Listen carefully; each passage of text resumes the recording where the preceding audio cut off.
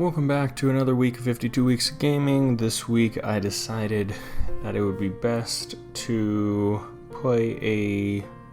new game that I've never really heard of before. I mean, all of them are games I've never really heard of, but this one caught my eye because it was a red ball with legs and all these weird looking characters for the cover art, and so I decided to play it not knowing anything about what it was going to be. The game is called Pikuniku, and yeah, that's pretty much why I chose the game. Pikuniku is considered a puzzle exploration game where you play as Pikuniku, or Piku, excuse me, and your whole job is to figure out the world that you're in, and it appears to be one way, but as the game goes on you kind of find out the reality of what's going on in the world, and it's up to you to save it, and kind of unique in that sense. You can get it on all sorts of systems. You can get it online on Steam, even things like itch.io, as well as the Nintendo eShop. I played it on Xbox, so you have a ton of different places to play it. It's made by SectorDub and published by Devolver Digital, so those two companies put in all of the work for this, and I think it really shows. Pikuniku is a very unique game,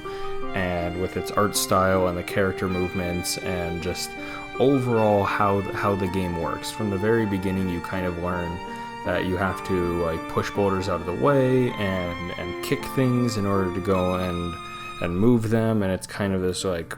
not ragdoll-esque physics, but obviously you gotta stack rocks or put down things on buttons and be able to have enough room to use it. And so I think Pikuniku is unique because of just the mechanics of it, as well as the overall story, with Mr. Sunshine going and giving free money to all these people and they don't question anything, and all these characters are like, yeah, this is super cool, and then they find out that he's bad and they're like,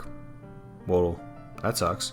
And just the overall tone of the characters and what they're excited for and how they act, I could not stop laughing throughout it, because it's just like the pausing and of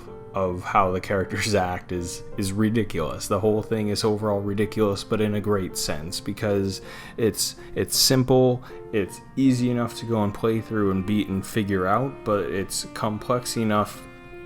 that with like the co-op levels that the game has, that you kind of have to have some sort of coordination to it,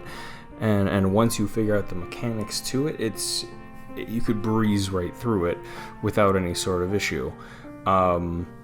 It's a shorter game, so it doesn't take that long, as I said, but it's definitely something that I never would have thought of jumping into and going and playing and enjoying like I did.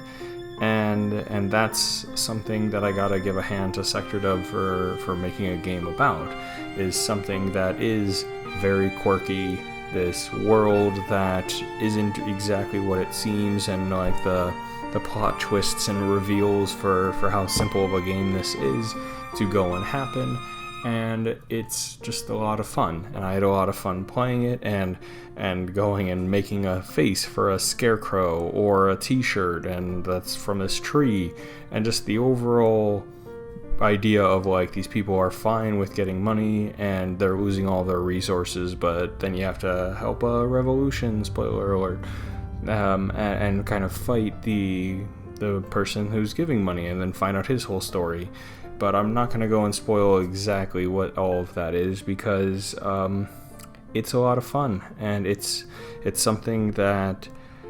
I definitely think people who like puzzle games, people who like more simple games, or really any age, would go and enjoy this sort of game because of just the simplicity that they put into the game and the uniqueness that it has. So hats off to them, and yeah, another game that really enjoyed.